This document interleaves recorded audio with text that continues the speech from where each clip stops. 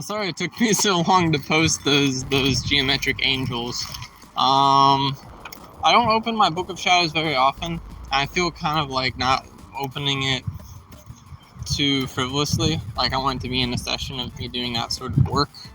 Because when I first started Book of Shadows type work, I was writing like a fiend, and it really helped me. And I probably should have been keeping one for years. I could have supercharged my practice earlier on, but I don't know. Maybe not. I think maybe writing is conscious, and what I'm doing is a lot more. What I was doing before I was writing was a lot more subconscious.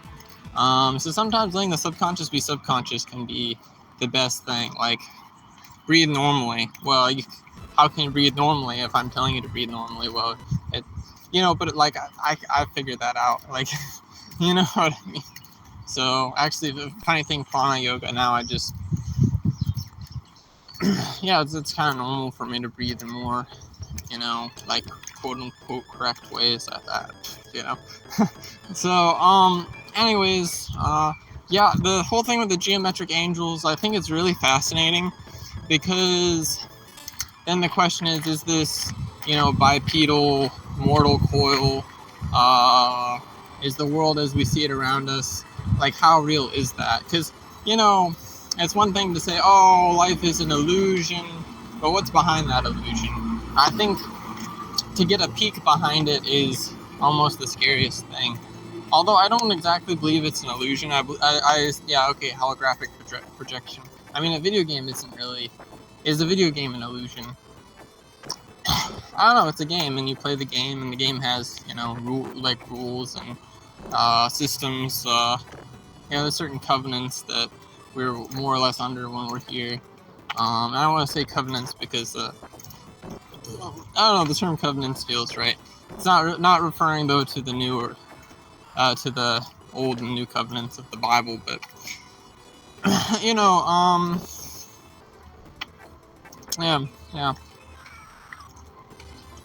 But when you break a covenant, it's like it causes some difficulty. I think it's because it's not like we're trapped in the rules. It's like we agreed to be here. I do believe that.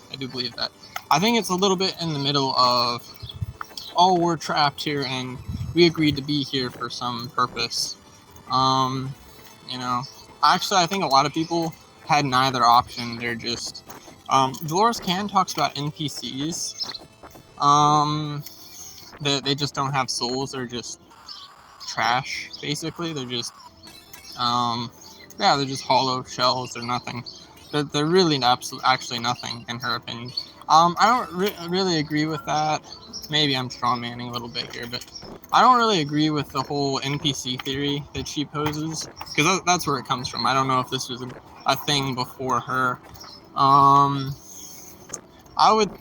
think more like, and I've seen visions of this, that a lot of souls are generated by the animus mundi, and they're just, they're junks. So they're not refined, In 1,000 lifetimes, maybe they'll be more similar to someone like me or you, but, or more like, a million, but,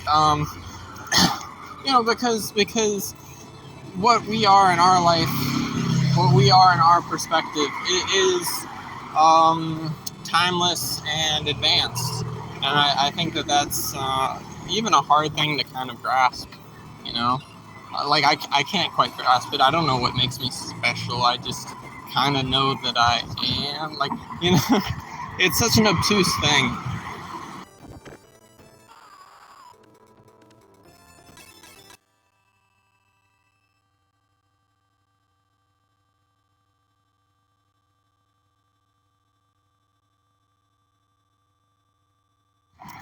I mean, to say that is to say I don't consciously know, the full extent of things. I know some things that I know that hold some import.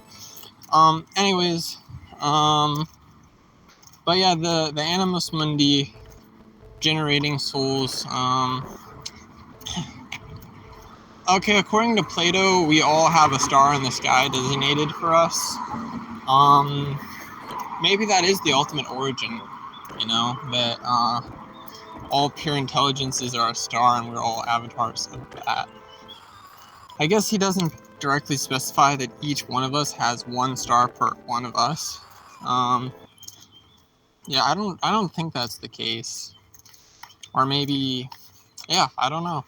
Yeah, I mean, maybe we're all gods at that level. This is where, like, thinking about Mormonism and Thelema and a lot of other things I think is really interesting. Because, or even Kabbalah. You know, I don't know, there's different kinds of Kabbalah. I'm not, like, such an expert or anything, but yeah. Anyways, yeah, the whole geometric angel thing, I think throws the entire creation into question, the entire hierarchy of everything, because, you know, like, you can look at Hinduism, and you can, like, what I've done, I looked at Hinduism, I extrapolated, but, and that was super useful, but, I think there's even more to know, and, you know, of course there's always even more to know, but I mean,